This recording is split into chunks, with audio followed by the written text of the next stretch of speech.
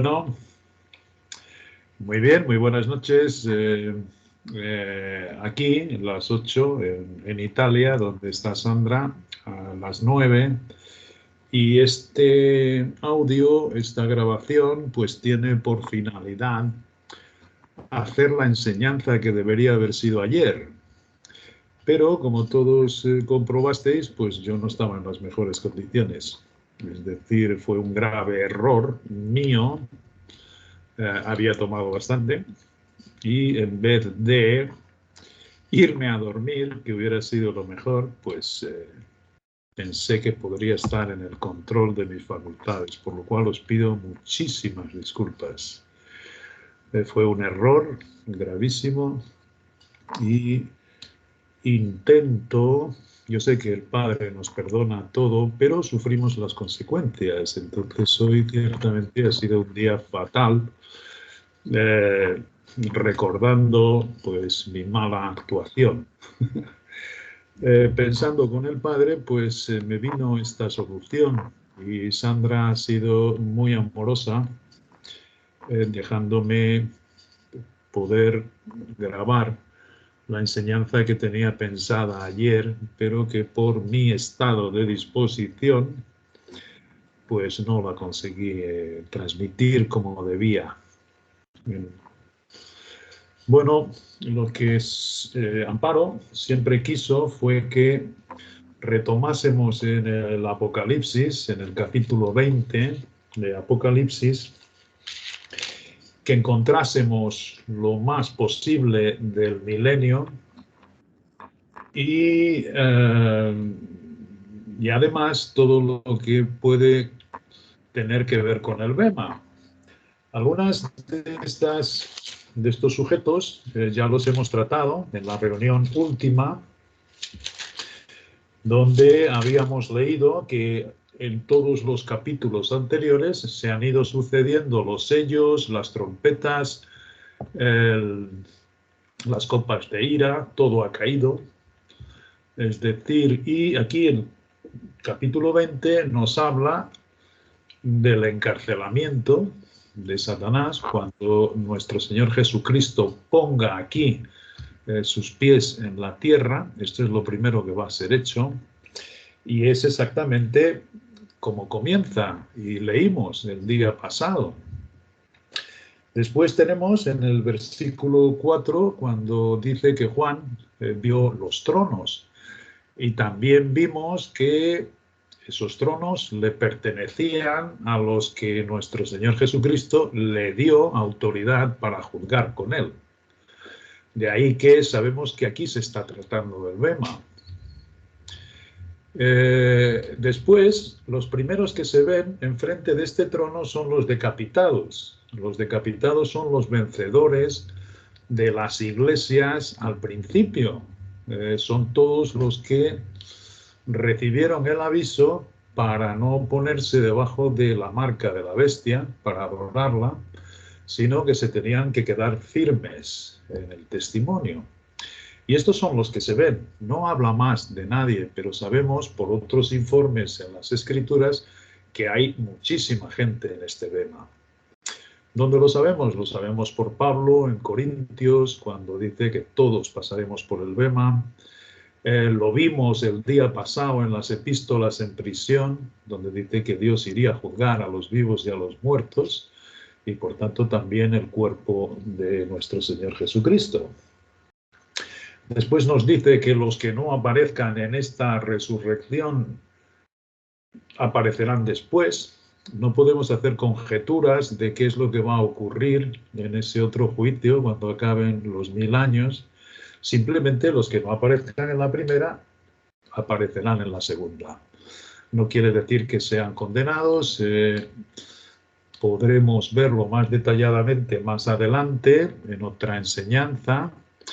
Pero sí que hay una gran diferencia entre los tronos que ve Juan a la cabeza del trono de Jesucristo, que está en la tierra, y este trono que se llama el gran trono blanco, que está en el cielo.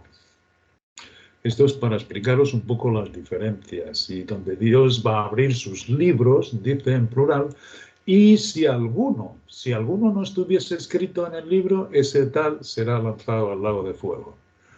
Pero no podemos pensar que los que allí se presentan en delante del trono blanco son todos condenados, en absoluto, en absoluto. De hecho, es como digo, lo podremos ver más fácilmente. Bueno, pero curiosamente, en este libro, lo que nos dice es que cuando los 1000 años se cumplan, Satanás será suelto de su prisión. Y ya tenemos claro por otras enseñanzas para qué va a ser suelto. Y efectivamente las naciones que sean perdonadas, que hayan pasado por el gran secreto, pero hayan permanecido vivas, todos van a tener que obedecer. Todos van a tener ciertamente que obedecer. Pero está escrito que algunos lo van a hacer fingidamente. Es decir, obedecer tienen que obedecer, pero no lo van a hacer por amor. Es precisamente para esos, para que se manifiesten que el dragón, la serpiente antigua, es libertada durante un breve espacio de tiempo. Porque les va a engañar su corazón y van a querer tomar para sí todos los privilegios que va a haber en el territorio de Israel, que son muchísimos. ¿Dónde aprendemos esto? Ciertamente aquí no dice nada, dice simplemente cuando acaben los 1000 años va a ser suelto por un breve espacio. Y ciertamente una cantidad que dice nuestro Dios de estas naciones que fueron perdonadas y que obedecen fingidamente, dice que es como la arena del mar, es decir, son bastantes, son ciertamente bastantes, muchos van a ser salvos, porque el periodo es el más favorable de la humanidad. Imaginaros lo que significa tener el adversario, como aquí dice, encarcelado, y no podrá engañar a las naciones. Esto, el único periodo en que esto se encuentra es ciertamente en el reino de Dios aquí en la tierra, cuando comiencen los 1000 años. Bueno, esto es una vista general, pero él no nos habla más aquí del milenio. ¿Cómo sabemos nosotros todo lo que va a suceder? Bueno, pues hay que ir a otras escrituras, donde sí que explica efectivamente qué es lo que va a ocurrir, los privilegios que va a tener aquel territorio, donde nadie podrá hacer mal, donde ciertamente versículos como el león comerá paja, el niño estará en la cueva del áspid jugando con él, no habrá daño. Es decir, es muy específico que esa región va a ser sumamente bendecida, sumamente lo que él siempre ha querido, la cabeza de naciones, y que a partir de ahí se lleve el conocimiento de Dios por la tierra, en las naciones, a eso se van a dedicar. Sabemos también que todos los gentiles, todas las naciones que hayan quedado en ese tiempo, van a tener que ser tributarias. Es decir, van a tener que viajar por lo menos una vez al año, esto está también escrito, y van a tener que llevar sus tributos y van a tener que obedecer. Es impresionante cómo va a ser la vida en las naciones. Claro que también muy bendecida, porque imaginaros que no se puede ejercitar estas naciones para la guerra. Las espadas, dice nuestro Dios, se van a convertir en arado. Así que imaginaros todo el presupuesto que hoy se gasta la humanidad en armas, y todo eso va a desaparecer, se va a convertir en maquinaria para la alimentación de la humanidad. Es precioso. Por tanto, se va a vivir una época de paz como nunca. Nadie podrá hacer la guerra. Será maravilloso. Además, dice nuestro Dios que obedeciendo les dará su lluvia a su tiempo. Así que estas naciones ciertamente también van a ser muy prosperadas, pero tributarias. Esto es cierto. ¿Esto cómo lo sabemos? Bueno, pues hay que efectivamente ir a los profetas en el Antiguo Testamento. Los salmos también nos hablan muchísimo de este tiempo. Sabemos que va a haber una recolección general de los judíos que estén dispersos por el mundo, y esto se va a hacer de manera rápida, porque son los propios de las naciones que los van a transportar, facilitando esta reunión de los judíos, y además van a intervenir también los ángeles, va a ser una labor angelical, recogiendo a todo su pueblo, al verdadero Israel que nuestro Dios conoce.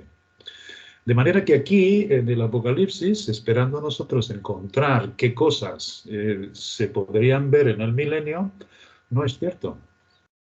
No, después viene una descripción de la Jerusalén celestial. No hay. ¿Dónde encontramos nosotros esa información de cómo va a ser el reino de nuestro Dios en ese tiempo del milenio? En los profetas, en el Antiguo Testamento. Y también en un sitio particular muy importante que es en el Evangelio de Mateo. ¿Por qué? Porque el Evangelio de Mateo lo que nos presenta es la faz de Jesucristo en su faz de rey, de reyes.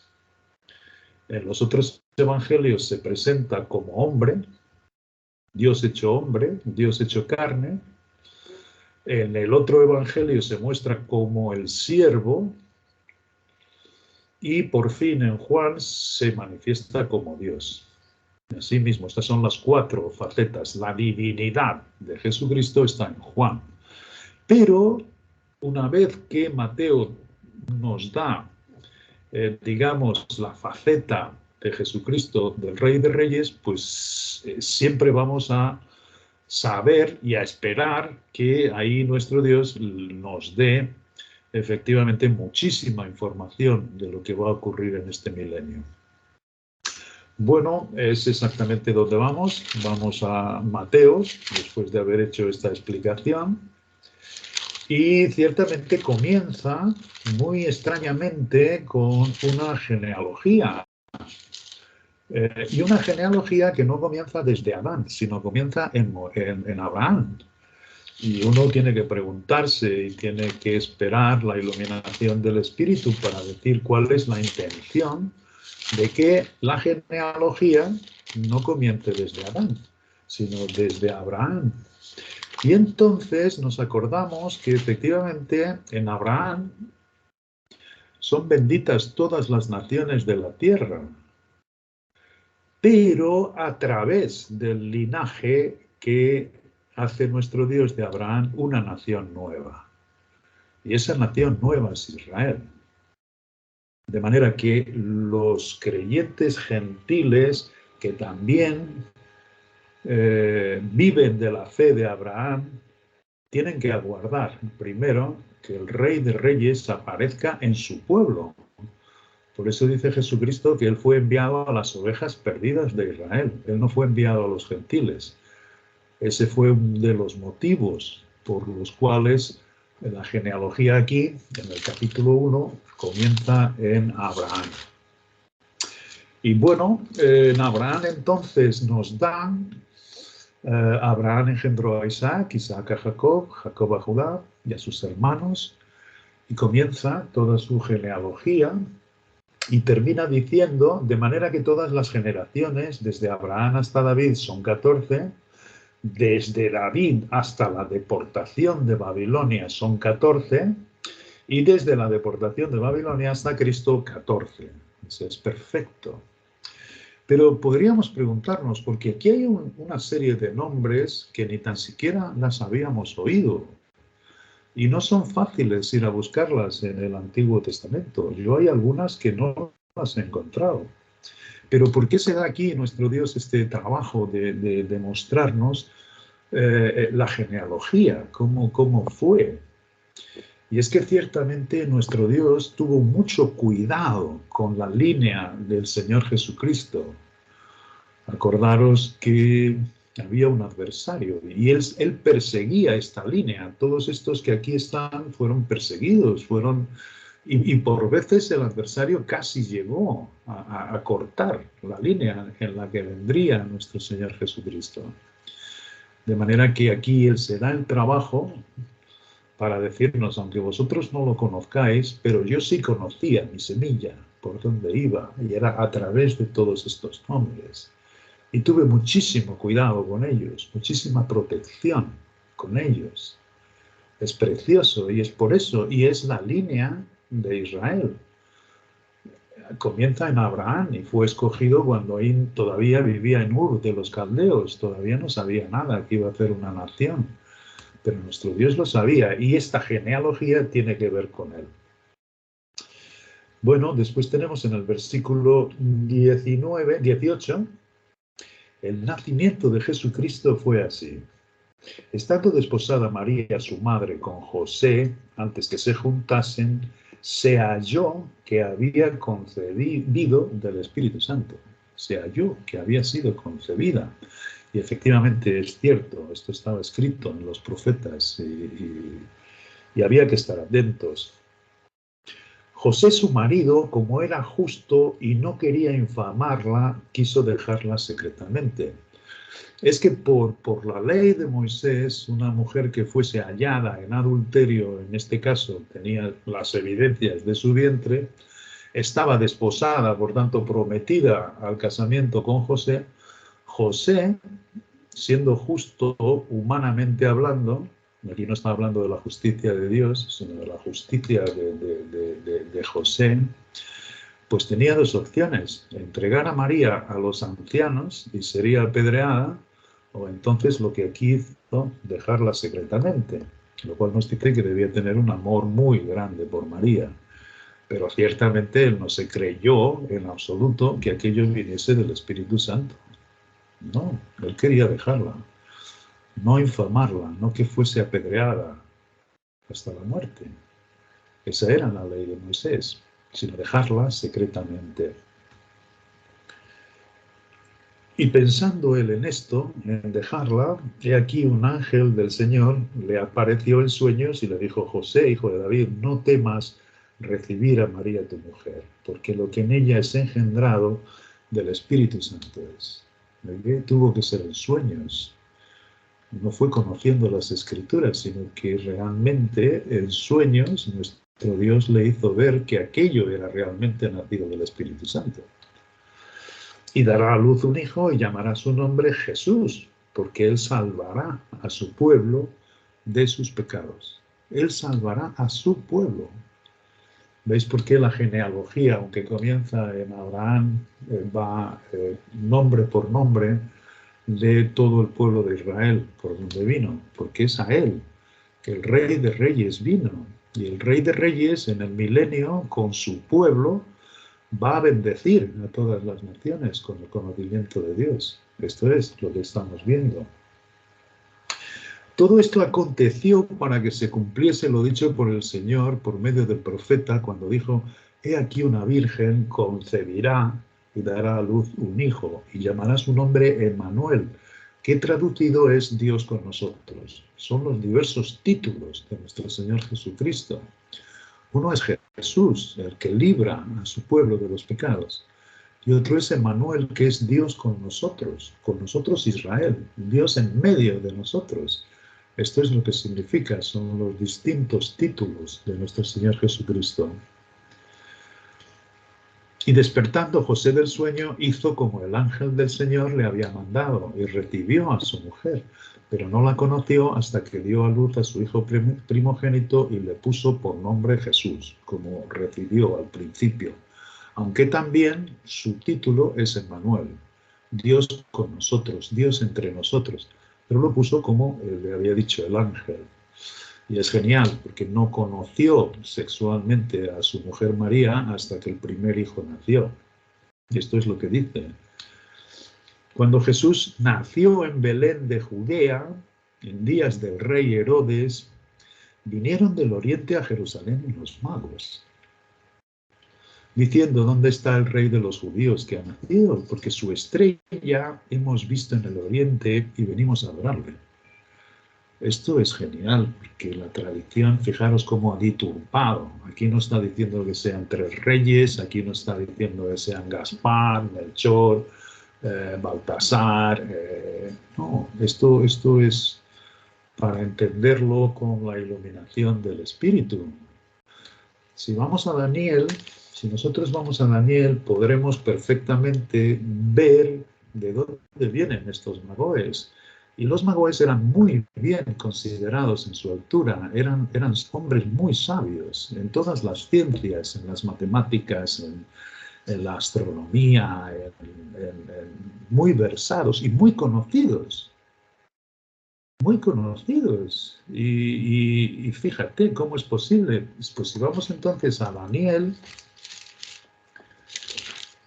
en Daniel nos explica al principio el espíritu de la palabra que lo primero que hizo Nabucodonosor fue pedir que se escogiesen los jóvenes de mejor aspecto.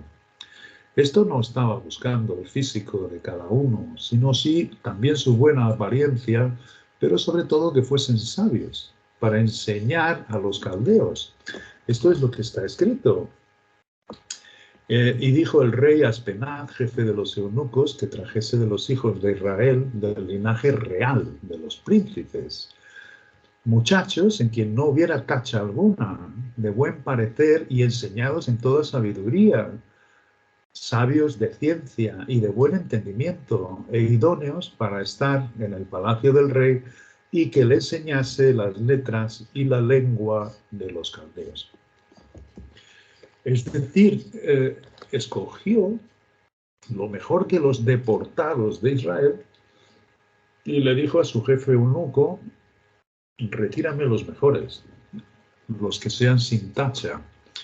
Y fijaros que este Daniel llegó a ser segundo en el reino.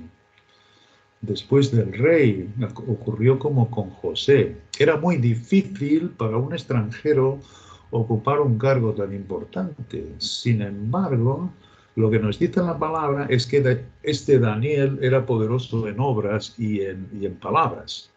Y de hecho, cada vez que él hablaba, pues las cosas prosperaban en el reino. Su fidelidad era maravillosa. Y fue hallado entre todos los sabios que fueron escogidos, pues que tenía el doble de sabiduría que los otros. Fíjate, ¿qué puedes tú pensar que les estuvo enseñando Daniel a estos sabios del Oriente? Efectivamente, la venida y lo que iría a ocurrir, la señal que se iría a dar.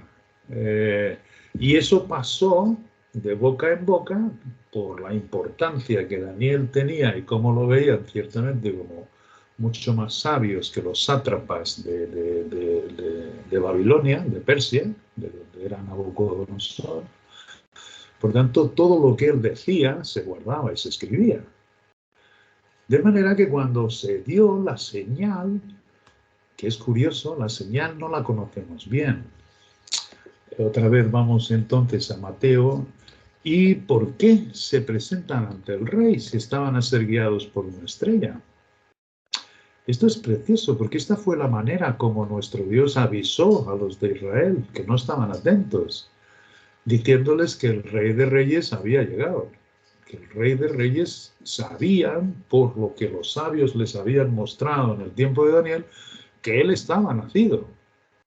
Así que, pero sin embargo, ¿por qué no siguieron a la estrella, sino que se dedican a ir a Herodes? Claro, porque ellos pensaban que el gobernador sabría perfectamente que el rey había nacido. Eso era lo más importante que había enseñado Daniel. Y era lo más importante que habían enseñado los profetas. Pero hay un detalle que, fijaros, nosotros fuimos enseñados que esto fue una conjunción de planetas que se dio el año en que nació Jesucristo. Pero esto no es verdad. Porque una conjunción de planetas no se mueve en la dirección como se movía aquella. Y además la perdieron de vista cuando llegaron a Jerusalén. Como que Dios le quitó de sus ojos la tal estrella, que voy a dar algunos detalles de lo que nos dicen otros eruditos y me parece muy interesante. Cuando llegaron a Jerusalén se perdió la estrella. Y es por ellos que ellos dicen, ¿dónde está? Seguro que el rey lo conoce. Bueno, pues esta fue la manera como Dios dio a conocer a todo Jerusalén. Porque un séquito de magoes, cuando aparecía en una ciudad, toda la ciudad se quedaba atónita. Eran realmente gente de mucho calibre para que todo Israel, toda Jerusalén efectivamente lo viesen y quisiesen saber cuál era el motivo de su venida. De manera que esto lo fue aprovechando a nuestro Dios. ¿Cómo? Haciéndoles desaparecer la tal estrella. Bueno, lo que dicen algunos eruditos bíblicos, esto no tiene nada que ver con el comportamiento de una estrella. Pero nuestro Dios sí que llama en otros lugares de la Biblia estrella a sus ángeles.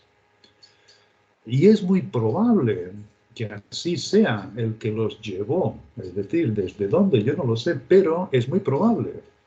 Porque esto de que se desaparezca de sus ojos la estrella y luego la vuelvan a encontrar, fíjate, está escrito. Dice Herodes que era una raposa, cuando se entera de esto y piensa, estos magoes no se equivocan, son sabios. Por tanto, su corazón se queda turbado. Yo soy el que gobierna. Por tanto, lo que tengo que hacer es lo que pensaron también los que hicieron persecución con todos los de su linaje. Era acabar con el linaje. Y era acabar, era mismo acabar. Es impresionante. Entonces, todos conocemos la historia, le dice a los reyes magos que id y averiguar, y después volver, para que yo también le adore. Fíjate, los reyes iban a adorarlo en aquel encuentro. Pero ellos, habiendo oído al rey, se fueron. Y he aquí, la estrella que habían visto en el oriente iba delante de ellos, hasta que llegando se detuvo sobre donde estaba el niño. Y se quedaron muy contentos de volverla a ver. Y al entrar en la casa vieron al niño con su madre María. Esto es muy extraño, que la estrella se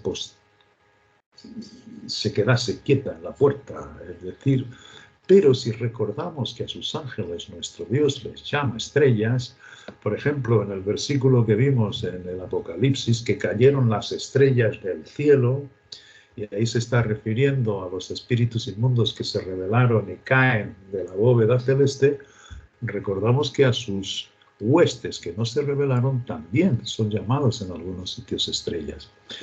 Bueno, no hay que hacer muchas conjeturas, pero esto está escrito y es hermosísimo que podamos ver cada vez más información.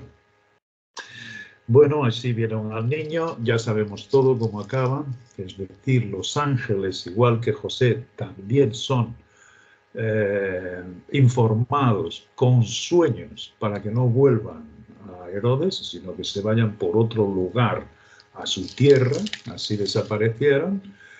Herodes se da cuenta que es burlado por estos magoes, entra en cólera y lo que hace también es una señal que está escrita en las Escrituras. Y si vamos entonces al capítulo 3, pues nos dice, Herodes entonces, cuando se vio burlado por los magos, versículo 16, se enojó mucho y mandó matar a todos los niños menores de 2 años que había en Belén y en todos sus alrededores, conforme al tiempo que había inquirido de los magos. Entonces se cumplió lo que fue dicho por el profeta Jeremías. Esto se va a ir repitiendo, es decir, todas estas señales fueron siendo escritas que irían a ocurrir. Voz fue oída en Ramá, grande lamentación y llanto y gemido, Raquel que llora a sus hijos y no quiso ser consolada porque perecieron. Bueno, muchas personas dicen que estaba escrito esto, entonces lo permitió Dios para que se cumpliera su escritura. No. Lo que Dios sabía era de antemano lo que iría a suceder en ese tiempo y se lo dejó ver a sus profetas. Esto es, Dios no hace nada de ese tipo de cosas que monte en cólera el rey y se quiera matar para acabar. Lo que está aquí sucediendo realmente es Satanás, es atrás de la tal semilla primero, y queriendo cortar esa vía, y ahora que está aquí en la tierra, acabar cuanto antes con él. Esto es lo que está ocurriendo. Y nuestro Dios lo sabía, y se lo fue dando a escribir a los profetas, para que aquel que estuviese atento fuese viendo las señales, y qué es lo que ahora va a ocurrir, y qué es lo que ahora va a ocurrir.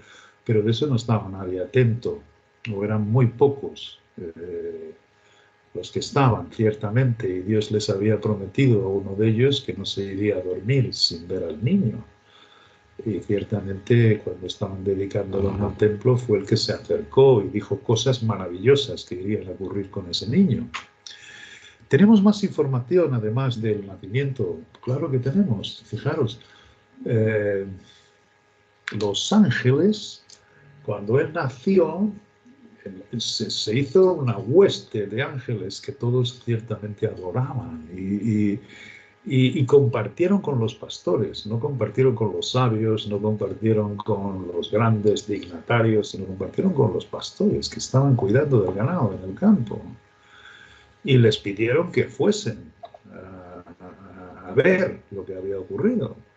Ellos fueron contentísimos. ¿Tú te imaginas contando esto a sus padres? Yo creo que sus padres ciertamente descansarían viendo que todo se estaba cumpliendo, como le había dicho el ángel. Este niño ha nacido del Espíritu Santo. Pero lo creerían. Bueno, hay muchas partes en las Escrituras en que nos dice que su madre y sus hermanos lo tomaban por loco. Por tanto, la incredulidad también estaba y la debilidad también estaba en María. Es decir, que vemos, todo esto nos lo deja ver el Padre, es hermosísimo. De todas formas, no quiero que perdáis el hilo de lo que estamos viendo, es decir, lo que va a ocurrir en el milenio, ¿okay? Lo que va a suceder. Bueno, después tenemos de esto otra vez, en aquellos días vino Juan el Bautista, predicando en el desierto de Judea y diciendo arrepentíos. Esto se repite, arrepentíos. Y cuando nuestro Señor Jesucristo comienza su ministerio aquí en la tierra, vuelve a decir arrepentíos. Y cuando en el libro de Hechos resucita y le da la invitación a través de sus discípulos, los discípulos dicen arrepentíos. ¿Qué significa arrepentíos? Arrepentíos significa volvernos. Es decir, si caminamos para la derecha, ciertamente ahora vamos a tener que caminar al lado contrario. Y el lado contrario es Dios. Y esto es lo que Él viene. Como habían dicho los profetas, que vendría uno que iría preparándole el camino a nuestro Señor. Y era su primo, además. Hay una diferencia muy corta de edad, hay como 4 o 5 meses. Pero antes de cumplir los 30 años, sale este Juan el Bautista. Y este Juan el Bautista está lleno del Espíritu desde el vientre de su madre. Por tanto, es un personaje que también tiene mucho peso. Nos recuerda un poco a Daniel y cómo le tenían en cuenta. ¿Cómo sabemos todo esto? Que era así él, porque primero es como decía, o sea, él viene desde el vientre de la madre, conociendo las cosas de nuestro Dios a través de ese espíritu. Pues este es aquel de quien habló el profeta Isaías cuando dijo: voz del que clama en el desierto, preparad el camino del Señor, enderezad sus sendas. Es porque él estaba aquí y nos dice una cosa curiosa, dice: y Juan estaba vestido de pelo de camello y tenía un cinto de cuero alrededor de sus lomos. Esto podrá ser literal, pero también me recuerda al espíritu que el camello es un animal de carga, es un animal de servicio. Y que tiene un cinto de cuero en sus lomos, me recuerda a Efesios, cuando dice que ciñamos los lomos de nuestro entendimiento. Y para mí el espíritu, que no solo está hablando de su indumentaria, de cómo se vestía, sino también de sus características, que era un siervo fiel y que además tenía su entendimiento, el cinto a sus lomos, que es, como dice nuestro Dios, el conocimiento de las Escrituras. Y luego nos dice, es curioso, y tenía un cinto de cuero alrededor de sus lomos y su comida era langostas y miel silvestre. langostas y miel silvestre. Y solo recuerdo que Dios no se equivoca, utiliza los términos. Langostas hemos visto en el Apocalipsis, que es el primer ay, el de la ira, el primer ay de las 3 copas últimas de ira.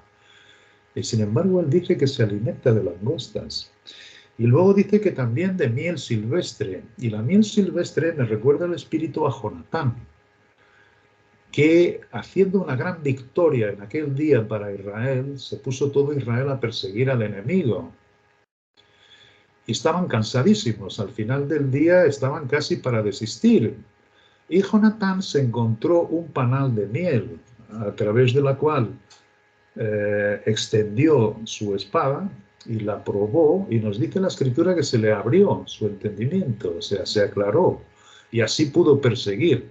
Sin embargo, Saúl, en su grandeza, y aquí como tipo del hombre de pecado, prohibió al pueblo de Israel que ninguno comiese nada hasta que terminasen de perseguir a los adversarios. Entonces resulta que llegó al conocimiento de nuestro Dios que Jonatán había comido de la miel silvestre y se le habían aclarado sus ojos. Y cuando Saúl dijo, para cumplir su palabra, te voy a matar, te voy a cortar la cabeza, el pueblo entero dijo, ¿cómo es posible? Ha sido Jonatán quien nos ha dado esta gran victoria. Esto es un tipo también de nuestro Señor Jesucristo. Con todas las victorias que consiguió, el pueblo lo crucificó. Aquí fue su propio padre, Saúl. Es increíble cómo acaba todo, porque Jonatán dijo, fíjate lo que hubiera sucedido si hubiese comido todo el pueblo de esta miel. A mí me aclaró mi entendimiento. Esto pudo ser cierto porque estaba todo el ejército cansado de perseguir, ya no podía más. Y al tomar la riqueza de la miel silvestre se le aclararon y él consiguió seguir peleando, él consiguió seguir persiguiendo a sus adversarios. Pero la miel silvestre me encanta que también tiene una connotación espiritual. Es decir, la miel silvestre, y que además extendiese su espada a cogerla, todo esto me indica que es la palabra y cómo le aclara nuestro Dios. Y aquí dice de langostas y miel silvestre, por tanto él conocía las dos cosas. Esto es de lo que él se alimentaba. Y es alimento físico, puede ser, yo no digo que no, pero que tiene estas connotaciones y también se alimentaba de lo que le hacía el Espíritu dar a conocer y sabía las cosas acerca de las langostas del Apocalipsis. Esto también me lo hace ver el Espíritu. ¿Por qué? Fíjate por qué. Porque un poco más adelante dice que se acercaban todos a ser bautizados por él. Todo, de tal manera que hasta los escribas y fariseos se acercaban a él. Esto otra vez me vuelve a decir que él era un hombre de gran palabra y de obras. Porque si no, hasta los fariseos se acercaban para ser bautizados por él. Y fíjate lo que les dice, generación de víboras, ¿quién nos ha enseñado a huir de la ira venidera? La ira venidera hemos visto en el Apocalipsis, que son las copas de ira, de las cuales las 3 últimas copas es la primera, la de las langostas. Y a los escribas y fariseos que se acercan para ser bautizados por él, claro que el bautismo lo que significaba era sepultura. Él los introducía en el agua y en una creación y salían otra nueva, embebida con el Espíritu de Cristo. Esto es lo que le enseñaba. Pero bueno, esto es como le responden. Y ciertamente les dice arrepentíos a esta generación de víboras, porque la raíz, dice, o sea, el hacha está puesta a la raíz de los árboles. ¿Qué significa? Es que si el árbol no da frutos, va a ser cortado. Esto tiene que ver con la ceguera que estaba ya anunciada por Isaías. Fijaros, está aquí el Rey de Reyes. Daros la vuelta y arrepentíos, hacer obras dignas de arrepentimiento. Algunos se acercaban, le preguntaban, ¿qué haremos? Y él les dice, no engañéis a vuestro prójimo, en fin, es así. Hasta que se presenta el mismo Jesús, en el mismo sitio. Y cuando Juan lo ve, dice, pero bueno, yo necesito ser bautizado por ti y tú vienes a mí. Y la respuesta de Jesucristo vuelve a ser la misma. Dice, deja ahora, porque así conviene que cumplamos toda justicia. Entonces, Juan el Bautista le dejó que se cumpla. Acuérdate que yo tengo que cumplir. Yo he venido a cumplir. No he venido a abrogar la ley, sino a cumplir. Por tanto, deja que todo se cumpla. ¿Okay? Déjalo. Y entonces Jesús, después que fue bautizado, salió luego del agua y he aquí los cielos le fueron abiertos y vio el Espíritu de Dios que descendía como paloma y venía sobre él. Justamente lo que le había dicho el Espíritu a Juan, en el que veas descender el Espíritu como paloma, ese es. Es decir, que es nuestro Dios, ciertamente, a confirmar a través de todo lo que está escrito, lo que les está enseñando a esta gente. Que todo esto hay que cumplirlo, como lo dijeron sus profetas, en sí mismo. Y es precioso porque apareció la voz en los cielos. Este es mi Hijo amado en el que tengo complacencia. O sea, se lo dijo a todos los que estaban a su alrededor, escucharon la voz. Y es impresionante porque entonces en ese espíritu que él recibió nos dice que fue llevado al desierto. Y en este desierto estuvo 40 días y 40 noches sin probar comida. ¿Qué fue a hacer? Yo no lo sé. Dios no me lo dice. La única cosa que me dicen las escrituras es que las bestias del campo estaban con él. Y que al final de los 40 días y 40 noches en que no probó alimento alguno, tuvo hambre. Hambre física. Y ahí fue ciertamente cuando se presentó Satanás. Y le fue tentando en lo que él más precisaba, que era de comer. Y ciertamente le dijo, si tú eres el Hijo de Dios, haz que estas piedras se conviertan en pan. Y eso tal vez nosotros decimos, qué cosa más tonta. Wow, esto Jesucristo lo debió pasar rápidamente, y lo pasó, pero contestando con lo que está escrito, en un momento de gran necesidad, en que tiene un hambre impresionante, y Él es Dios hecho carne. Y entonces es cuando les contesta que a Satanás que no solo de pan vivirá el hombre, sino de toda palabra que sale de la boca de Dios. Y todo lo que está diciendo es repitiendo a los profetas. Todo lo que está diciendo es las escrituras que ellos deberían conocer. Es increíble. Después el adversario lo lleva a un pináculo más alto y le dice, mándate de aquí para afuera, porque tú, como eres hijo de Dios, Él te sujeta y no vas a tropezar en piedra.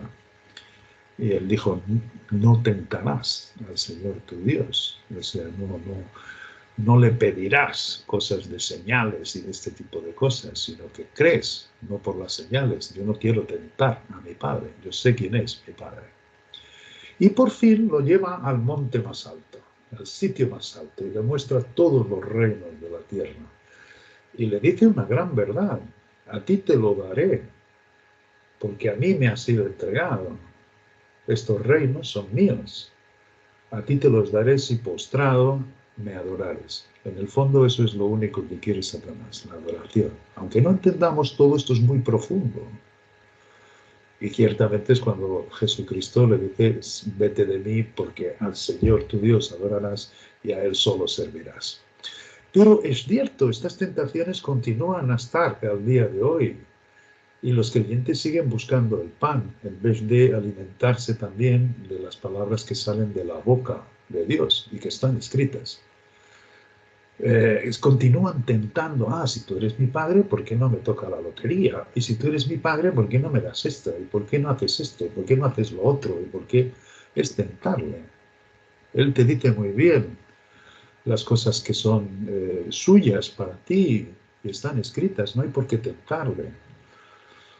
En Cristo no tentamos a nuestro Dios, confiamos. por mucho que estemos pasando por el valle de lágrimas. Y después, la tentación suprema, que aquí sucumben muchos creyentes e incrédulos, es ciertamente que a través de su adoración, Él consigue darle la gloria de sus reinos a sí mismo. Y Él se las da a quien Él quiere. Por supuesto que se las va a dar a aquel que le adore, hasta cuando Él quiera. Pero ciertamente esto es lo que sucede hoy en día, por eso el mundo va como va. Todos estos que están en la gloria de los reinos, efectivamente, son atributos del padre de mentira.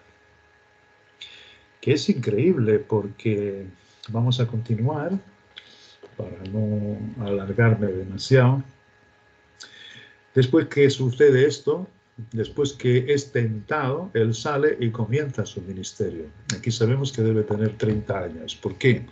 Porque la ley decía que no podría comenzar su ministerio nadie a no tener esta edad de los 30. Era como se consideraba la madurez mínima para poder enseñar. De manera que cuando Jesús oyó que Juan estaba preso, volvió a Galilea. Se fue a Galilea, por supuesto por revelación. Y dejando Nazaret, vino y habitó en Capernaum, ciudad marítima, en la región de Zabulón y de Neftalí. Aquí me vienen muchas cosas. Se fue a la región más ruda. Los galileos eran considerados muy rudos. Y además estaban muy cerca de Siria, por tanto de hecho se llamaba Galilea de los Gentiles, porque tenían cierto contacto con la nación de Siria y eran considerados rudos, eran muy poco educados, no tenían la finura, no, además hablaban como que un hebreo muy tosco que se llamaba el arameo norteño, es la región del norte, ya como digo, de Israel, pegando con Siria, y allí fue donde fue a predicar. Allí fue donde también escogió sus discípulos. 11 de sus discípulos eran de Galilea, del sitio más tosco. Me recuerda Pablo cuando dice que mirad que no sois muchos sabios, sino que lo necio del mundo escogió Dios. Él escogió a pescadores, Él escogió gente del vulgo, Él escogió a los que Dios le acercó. ¿Y qué hizo? ¿Qué comenzó a hacer en Galilea? Y bueno, ¿qué me recuerda Capernaum? Más adelante dice que el juicio, y aquí se refiere al juicio del trono blanco, el juicio contra Sodoma y Gomorra será más tolerable que el de Capernaum. Y el de Tiro será más tolerable que el de Jerusalén. Porque ciertamente en Capernaum vieron las señales suyas, vieron sus milagros, y no se arrepintieron. Y ciertamente él sabía que si en Sodoma y Gomorra se hubiesen hecho los milagros que se hicieron en Capernaum y en Tiro, habría mucho tiempo que se hubiesen arrepentido. Y esto lo va a tener nuestro Dios en cuenta. Él sabe qué hubiera ocurrido si hubiesen visto los de Sodoma y Gomorra y Tiro, fíjate, ciudades enemigas de nuestro Dios, de las mayores perversiones, en su juicio será más tolerable. Porque sabe que si se hubiesen hecho las señales y milagros que se hicieron en Capernaum, estos hubiesen arrepentido, como se arrepintió Tiro a la predicación de Jonás. Bueno, son pequeños paréntesis, pero todo esto nos lo muestra el Espíritu, nos va recordando Capernaum, fíjate. Entonces, otra vez vuelve a decir, para que se cumpliese lo dicho por el profeta Isaías, cuando dijo tierra de Zabulón, que es esta Galilea, y tierra de Neftalí, es esta tierra de Galilea, camino del mar, al otro lado del Jordán, Galilea de los gentiles. Qué curioso que Jesucristo se fuese allí, donde estos tenían cierto contacto con la nación, sobre todo de Siria. Pero bueno, él antes de esto nos está diciendo ciertamente que hizo muchas señales. Y viene entonces un versículo que también muy pocos comprenden. De ahí que no quieran leer las Escrituras. Dicen, esto es lo más tonto que hay. ¿Y qué piensan que esto es tonto? Dice, bueno, Desde entonces comenzó a Jesús a predicar y decir, arrepentíos porque el reino de los cielos se ha acercado. Andando, y aquí parece que cambia el tema. Esto es lo que él está enseñando, el arrepentimiento, como os había dicho, pero aquí parece que cambia el tema y dice, andando Jesús junto al mar de Galilea, de esa región, vio a dos hermanos, Simón llamado Pedro y Andrés, su hermano, que echaban la red en el mar porque eran pescadores. Después se encuentra a otros dos y les dice lo mismo que a esto. Le dijo, sí, vosotros venid en pos de mí y yo os haré pescadores de hombres. Ellos entonces, dejando al instante las redes, le siguieron. Los incrédulos ven esto, los críticos, y dicen que esto es un cuento infantil. Pero es que no tienen en cuenta que Jesucristo llegó a andar por estos locales y que se manifestó a través de sus milagros y que estos hermanos debieron haberlo visto y quedarse maravillados para acercándose a ellos, decirles, seguid en pos de mí. Y ellos dejándolo todo le siguieron. Esto es lo que ocurre. No. Pedro y su hermano no era gente tonta. Ah, mira, dicen que le sigamos. Vámonos. No, hay que pedir iluminación al Espíritu, pero Él te la da. Después sucede igual con otros dos hermanos, así va haciendo, así va recogiendo a sus discípulos, y estos son los que lo dejan todo. Estos son los que al final les dice Pedro, nosotros he aquí que lo hemos dejado todo, ¿qué nos queda? Y Jesucristo les dice, cuando yo me siente en la regeneración, vosotros también os sentaréis en 12 tronos. Estos son los tronos que hemos visto en el Apocalipsis. Es maravilloso como todo comienza aquí. Bueno, entonces, aquí también nos explica por qué lo dejaron a sus padres, porque decía, recorría Jesús toda Galilea, enseñando en las sinagogas de ellos, y esta gente asistía a las sinagogas para conocer la palabra del Padre, pero lo que conocían era religión, eso es lo que les daban los escribas y fariseos. De todas formas, él se presentaba y también hablaba, así que lo escucharon hablar. ¿Por qué? Porque él dice que enseñaba en las sinagogas y predicando el evangelio del reino y sanando toda enfermedad y toda dolencia en el pueblo. ¿Cómo se corrió la voz? Imagínate que hoy hay sanidades de este tipo, como algunos afirman y son mentirosos. Pero si hubiese hoy estas sanidades, ciertamente se corría la voz. Como se corría aquí, por eso lo escucharon los hermanos y dijeron, claro que sí, ¿dónde vamos a estar mejor que con este hombre que tiene palabras tan poderosas y sana realmente? Y fíjate, se difundió su fama por toda Siria, no solo por Israel, sino también los de Siria escucharon todas estas señales maravillosas y comenzaron a venir. Comenzaron a venir. Aquí se estaba cumpliendo ciertamente el pueblo siguiendo a su rey. Y le trajeron todos los que tenían dolencias, los afligidos por diversas enfermedades y tormentos, los endemoniados, lunáticos y paralíticos, y los sanó. Y le siguió mucha gente de Galilea, de Decápolis, de Jerusalén, de Judea y del otro lado del Jordán. ¡Oh, qué maravilloso! Fíjate. Pero él, viendo a las multitudes, ¿qué es lo que hace? Se sube al monte. Se sube al monte, que yo digo, se sube a su trono, se sube a la parte alta, para que allí lo viesen, donde debía estar el rey. Y comienza con las bienaventuranzas. Comienza a decir, efectivamente, en el reino, los que son bienaventurados. Ya hemos hablado mucho de esto, con qué bonito comienza, y esto es la verdadera traducción. Yo lo he visto en todas las versiones inglesas, castellanas, y son los pobres de espíritu. Esto no lo comprende nadie, ni lo quiere aceptar nadie, pero está escrito. Esos son los primeros, porque de ellos es el reino de los cielos.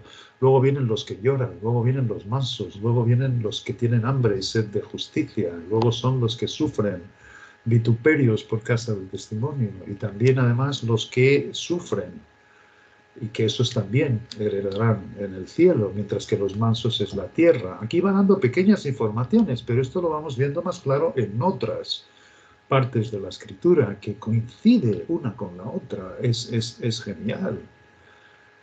Bienaventurados los mansos, porque ellos heredarán la tierra. Bienaventurados los que padecen. Y esto coincide con lo que dice Romanos. Es decir, si nos vamos a dormir guardando la esperanza, viviremos con Él. Pero si sufrimos, si mantenemos esta batalla que tenemos todos los días, en las que muchas veces salimos perdiendo, si lo sé yo. Pero Él dice, soporta conmigo, porque reinarás. Es decir, no es como comienzas, sino como termina. Yo sé que caes. Es cierto, nuestro Dios sabe que caemos. Sufrimos las consecuencias de eso. No tenemos ganas ninguna de volverlo a hacer. Pero es cierto, Él sabe nuestra debilidad y nos hace pasar por un valle de sombras en ese sentido. Estos son los que son bendecidos y coincide con otras partes en las Escrituras. Aquellos que se despojan de su intelecto, aquellos que se despojan de sí propios, del hombre, de sus capacidades. A estos entonces, en el versículo 13, les dice, vosotros sois la sal de la tierra. Pero si la sal se desvaneciere, ¿con qué será salada la tierra?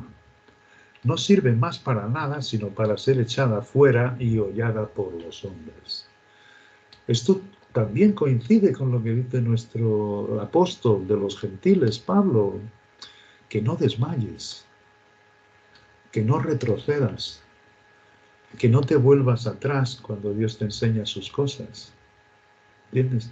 ¿Por qué? Porque se hace insípida la sal, que es Cristo en ti. Entonces no sirves más para nada, sino para ser echado fuera en el mundo y pisoteados por los hombres. Sí, podemos ser muy religiosos, pero eso es lo único que te queda si dejas a este Cristo, la sal de la tierra que vosotros tenéis. ¿Entendéis? Qué bonito. Después dice, vosotros sois la luz del mundo. Y ahora los compara a una ciudad asentada sobre un monte, no se puede esconder. Y el monte es Cristo. Y ahora se refiere a una ciudad que tenga asiente sus fundamentos, y fíjate, a la Jerusalén celestial la llama Dios, la ciudad que tiene fundamentos, cuyo constructor es Dios. Esta ciudad no se puede esconder. Esta ciudad ciertamente está en abierto para todos los que sufren y pasan por ese valle de lágrimas. Y la consolación que yo también daré. Pero es cierto, esta es la ciudad que no se puede esconder y que tiene fundamento, cuyo arquitecto y constructor es Dios. Y está hablando de las distintas glorias. Está hablando de la gloria en la tierra, los que hereden reinar con Cristo en la tierra, está con los que vivan en esta sede de gobierno más alta, y aquí no está hablando nada del tercer cielo, pero de todas formas, él dice, hay una tercera comparación que les hace ver, y dice, ni se enciende una luz y se pone debajo de un almud, sino sobre el candelero y alumbra a todos los que están en casa. Qué bonito, porque todo esto se va a llevar a cabo en el milenio. Es decir, Cristo, ciertamente, que es la luz, el Cristo, que es la sal que vosotros tenéis, está ciertamente, es lo que va a brillar. Y esto se va a poner en un sitio en alto, y además va a llevar el conocimiento mío por toda la tierra. Con este Cristo, este es vuestro prometido en el milenio. En el milenio. Es genial. Y bueno, después de explicar esto, nos dice, ahí dice, así alumbre vuestra luz delante de los hombres. La luz es Cristo, no somos nosotros. Ya lo he explicado antes en las bienaventuranzas. Para que vean vuestras buenas obras. Fíjate, y aquí muchos piensan que son las obras mías. No, Él ya te ha desprovisto de condición humana, te ha vestido de Cristo. Es de Él que salen las buenas obras. Acordaros que esto no contradice en nada lo que dice Pablo. Pues nosotros fuimos salvos por gracia, pero no por obras para que nadie se gloríe, pero para buenas obras. El resultado son las buenas obras. Es un resultado, no es mi dedicación haciendo lo que yo pienso que es bueno, lo que me han dicho los hombres, que esto es bueno, esto es malo. No tiene que ver. Tiene que ver con las buenas obras que trae el hombre perfecto que Dios te ha puesto dentro. De esto está hablando. Bueno, Jesús y la ley. Entonces comienza a decir, no penséis que he venido para abrogar la ley. Yo que soy el rey, la ley se va a cumplir. Esto está diciendo. Otra vez vuelve a ser condicente con lo que nos explica en el Antiguo Testamento, en Salmos, en el Salmo número 2. Habla de pídeme y yo te daré por heredar las naciones y tú las desmenuzarás con vara de hierro. ¿Qué significa? La vara de hierro no es una vara de hacer cosquillas, sino que es algo de juicio. Y desmenuzarás como a vaso del alfarero, es que él va al pormenor, va a conocer las intenciones del corazón de todos los que vivan en el milenio. Y llevando el conocimiento de Dios en la tierra, él va a querer que se cumpla la ley. Y por supuesto que va a dar sus medios necesarios para dar a todo el mundo un corazón de carne, para que lo entiendan perfectamente, y es muy sencillo. Pero él ha venido para cumplir, por tanto en el milenio se cumple la ley a sí mismo. Dice, porque de cierto os digo que hasta que pasen el cielo y la tierra, ni una jota ni una tilde pasará de la ley. ¿Cuándo pasan el cielo y la tierra? Al final de los 1000 años. Desaparecen y hace Dios todo de nuevo. Uno de los motivos por los que el último juicio es en el cielo, ciertamente es porque esta tierra desapareció de su presencia. Y los cielos son nuevos y la tierra es nueva. Y aquí hago yo todas las cosas nuevas. En ese tiempo no sabemos lo que va a ser, pero hasta ese momento ni una jota ni una tilde de la palabra va a faltar. Esto es lo que les está diciendo. De manera que cualquiera que quebrante uno de estos mandamientos muy pequeños, así enseña a los hombres, muy pequeño será llamado en el reino de los cielos. Cualquiera de los de las naciones que lo quebrante y que así enseña a los demás, muy pequeño va a ser llamado en el reino. Llamado, es decir, conocido. Y además con cuidado, ¿okay? No sigas en ese camino, como vamos a ver. Y luego termina en el 20 diciendo, porque os digo que si vuestra justicia no fuere mayor que la de los escribas y fariseos, no entraréis en el reino de los cielos. No entraréis en el banquete. ¿Cómo se puede? ¿Cuál justicia está hablando? La de las obras. Aquellas que ponían las indumentarias, las ceremonias, los ritos, las leyes del sábado. No cojáis espigas en el día, no sanes el sábado. Es decir, las leyes que ellos ponían, no las que estaban escritas. Las que ellos conocían, pero ni con un solo dedo las querían mover, pero sí que las mandaban y acusaban al pueblo. Y todo el pueblo los temía. Oiga, los religiosos también le temen mucha gente, porque ciertamente les enseñan acerca de patrañas y de que son los representantes de Dios en la tierra. Es así mismo. ¿Cuál es la justicia mayor que la de los escribas y fariseos? Y no tiene por qué se referir solo a los hipócritas, sino también a los que hacían sus obras para presentarle lo mejor a los judíos. La única justicia es la de Cristo, es la de Dios, es suya. Acordaros que él mira a los hombres y dice, no hay justo ni uno solo.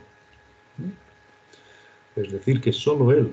Si mantienes esta justicia en la presencia de nuestro Dios, sabiendo que no proviene de ti, por tanto lo que nos va a hacer y va a enseñar a los hombres en el milenio es a quitar sus ojos de nosotros propios y del hombre y a recoger todo lo que proviene de Cristo. Él es el Rey de Reyes, Él es el que realiza efectivamente todas las cosas para nosotros y en nosotros. Y entonces viene Jesús y la ira.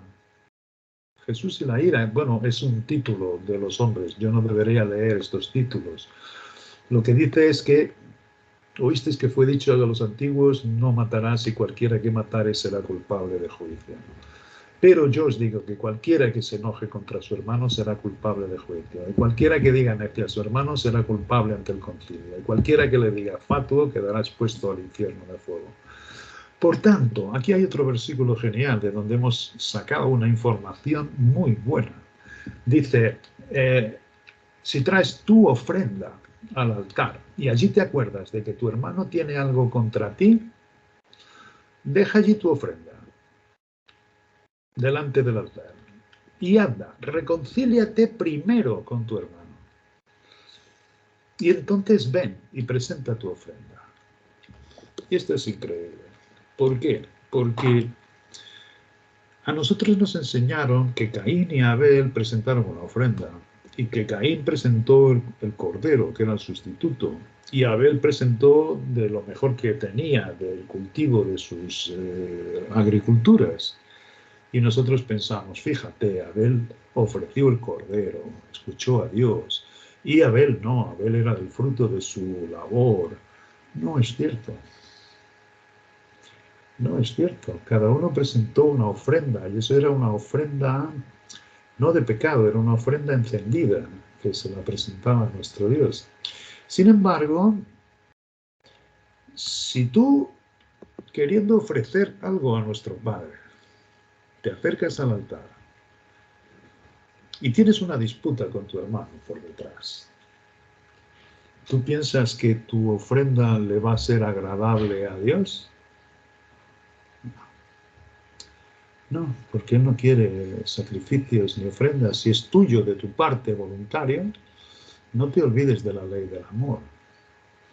¿Qué es lo que nos dice de la ofrenda de Abel y de Caín? Que vio con agrado la de Abel, pero no vio con agrado la de Caín. Y lo que le está diciendo es: reconcíliate con tu hermano, porque la querella con su hermano, el odio a su hermano ya venía de atrás. Y ciertamente él nos dice que se ensañó y le dijo: pues salgamos al campo. Y lo que hizo allí fue matarlo.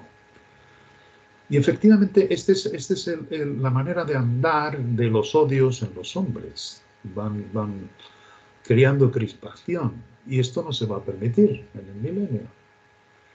Pero es curioso, la ofrenda de Caín no era en absoluto peor que la de Abel. No, es que Abel no tenía problemas con su hermano, no tenía querellas. Sin embargo, el otro sí, tenía envidia. Tenemos en otras partes de las Escrituras que había envidia. Envidia. Y que ciertamente esa envidia lo estaba matando, lo quería.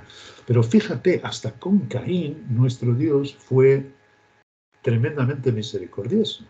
Porque él lo mata, Dios le dice: ¿qué has hecho? La sangre de tu hermano clama desde la tierra.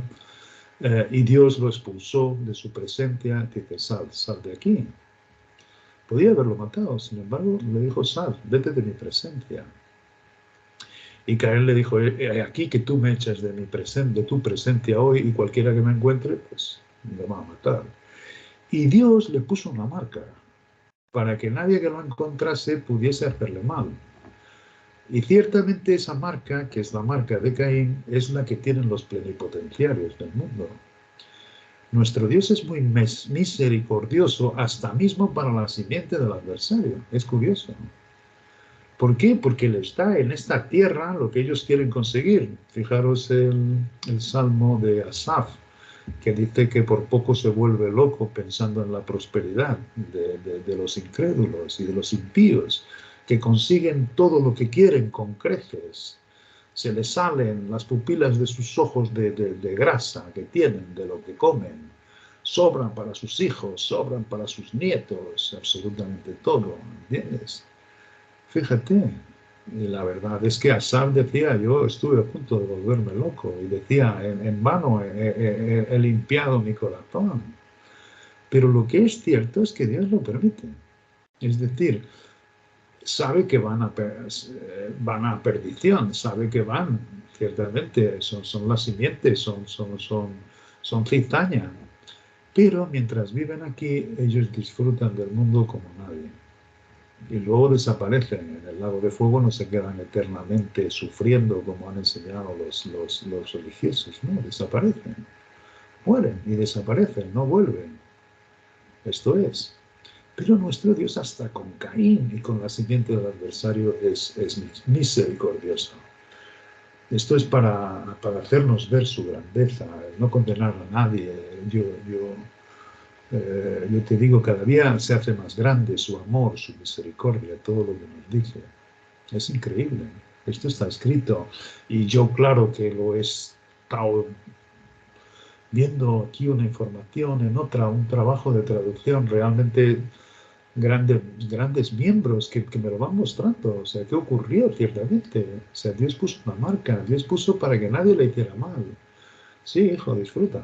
Disfruta ahí del mundo como lo vas a hacer. O sea, tú llevas la marca y es la marca del adversario también.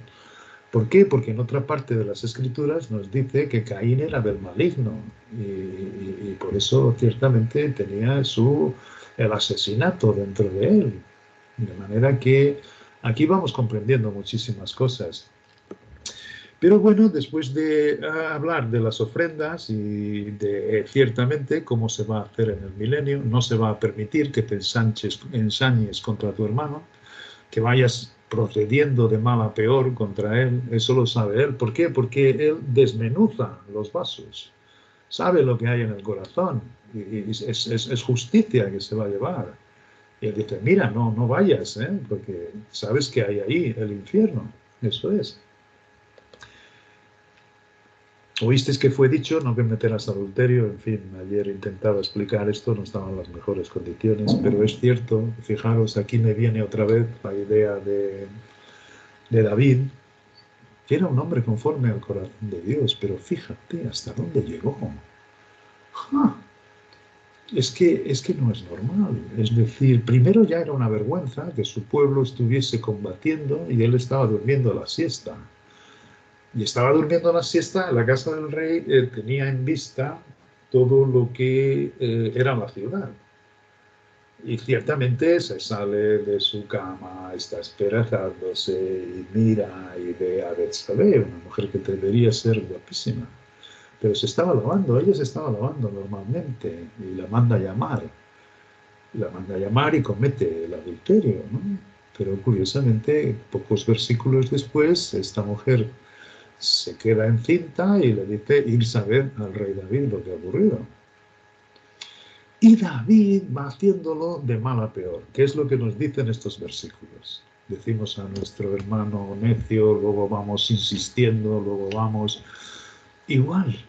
Y fijaros, él manda a venir a Urías, lo emborracha, le dice, bueno, vete a tu casa a descansar y ya luego irás otra vez a la batalla, te voy a dar 2 días libres. Claro que él pensaba, se va a acostar con su mujer y entonces la culpa se la lleva a él. Así es como él está pensando, el rey David. Y fíjate, Urías entonces se queda en el umbral del palacio, no baja a la casa. David quiere indagar, ¿por qué no? Y él dijo que el ejército de Israel estaba peleando y sería él tan necio de irse a descansar a su casa. No, él quiere volver para la batalla y cumplir su parte. Fíjate la lealtad de este Urías. Y David no atiende los reclamos de nuestro Padre de abrir su pecado, como tenemos que hacer todos, cada vez que pecamos, cada vez que caemos. No, él se dedica otra vez a engañar, a ir de mal a peor. Y otra vez le dice, no, vete, y lo agasaja con bebidas, lo agasaja con todo, y él no quiere ir. Y entonces le dice a su general del ejército, a Joab, oye, poner a Urías en el sitio donde más arrecie la batalla, y cuando esté al lado del adversario, huid todos para atrás y dejadlo. Y sucedió, mató. Y él estaba tan contento, qué listo que soy. Pero entonces nuestro Dios le dijo al profeta, y le dice, y fíjate, ¿os acordáis de la historia, lo preciosa que es, cómo llegó el profeta diciendo, David, hay un hombre en tu reino que es riquísimo, tiene muchísimas ovejas y todo tipo de ganado, y tiene un vecino que tenía una sola oveja, a la cual amaba muchísimo. Y fíjate, vino uno de camino a visitar al rico y en vez de matar a una de sus ovejas, no, mató la del vecino. Y David se llena de ira y dice, es digno de muerte, dime rápidamente quién es. Tú eres ese hombre, fíjate, es impresionante, tú eres ese hombre. Claro que sufre las consecuencias, David, sufre las consecuencias, sufrimos las consecuencias de lo que hacemos. Es decir, Dios nos perdona, pero las consecuencias las sufrimos. Y la consecuencia que le dijo el profeta es que él había hecho eso a las escondidas, pero que a él se lo irían a hacer a ojos vista de todo Jerusalén. Y que además procurarían su muerte, es decir, pero todo en abierto. Y fíjate, fue precisamente su hijo que ambicionaba el reino y que soliviantó al pueblo para que se volviesen con él y dejasen a David. Y cuando él consiguió esto, sus consejeros le dijeron, no, lo primero que vas a hacer es, en la terraza de arriba, desde donde David había cometido además el primer paso, pues vas a llamar a sus concubinas y te vas a acostar con ellas y te vas a hacer abominable a los ojos de tu padre. Y haz esto delante de todo Israel. Y es cierto. Y además este hijo suyo lo persiguió a muerte. A muerte. Y fue terrible. Estas son las consecuencias. Y además el hijo que había engendrado en el vientre de Betsabé falleció. Lo que es increíble, nuestro Dios en su misericordia es como después sale de esa Betsabé Salomón, el Dios de paz, que también tiene su contraparte. No voy a continuar, voy simplemente a parar por aquí. Creo que hay mucho más que hablar porque ciertamente vendría lo que después que está explicando, quitándonos a nosotros nuestra capacidad humana y vistiéndonos de Cristo, quien tiene la verdadera justicia, quien cumple todos los requisitos de la ley de manera natural, no como nosotros poniéndonos debajo de la ley. Bueno, pues luego nos dice que nos guardemos de hacer nuestras cosas para ser vistos de los hombres. Y ciertamente esa es una de las partes, de los actos que nos quitan nuestro premio en el milenio. Cuando hacemos las cosas con nuestra capacidad humana o las hacemos para los hombres, para ser vistos de los hombres, esta es una de las condiciones que nos dice la palabra en que se nos retirará nuestro premio. ¿Por qué? Porque él dice que efectivamente ya tienen su recompensa. Aquellos que lo hacen con buena cara, para los hombres, para ser vistos. Y ahí nos explica efectivamente, aman el orar en las sinagogas y en las calles para ser vistos de los hombres, ayunan, se abstienen de alimento y cambian su rostro para que los vean demacrados de lo que sufren. Y están todos solo mirando, haciendo estas cosas para ser vistos de los hombres. Y Dios dice, ya tienen su recompensa. Está a hablar del Bema. Está a hablar de los que no entrarán en el banquete. Podrán ser salvos, pero no entrarán en el banquete. El que entra en el banquete, como hemos visto, y se complementa con Corintios, es todo aquel que, probado por el fuego del Espíritu, todo aquello que haya hecho en sí mismo, en su capacidad humana, se perderá.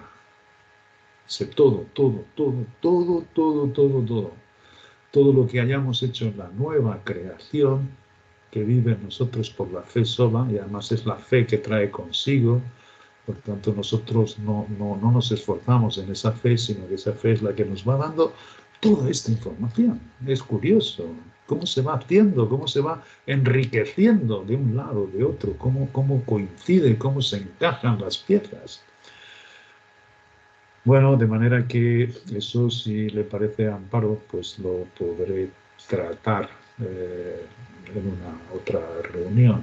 Pero todo este libro de Mateos, efectivamente tenemos que ver al Rey de Reyes. Y está hablando de las condiciones que van a existir en este milenio. Y cómo ciertamente tendremos que vestirnos en el Espíritu para mirar solamente a Dios. Os doy las gracias por vuestra paciencia. Os pido otra vez disculpas por mi actuación ayer. Ciertamente me pasó como a Noé. Pero hoy sufro las consecuencias. Es horroroso. Una resaca es la cosa peor que hay. Y además, y peor que eso, pues me avergüenzo muchísimo de lo que ocurrió. Te doy las gracias, Sandra, por tu paciencia y por tu bondad permitiéndome hacer este audio. Bueno, Juan, imagínate. Entonces, el audio queda aquí grabado y entonces yo hablo con Amparito para poderlo compartir con todos.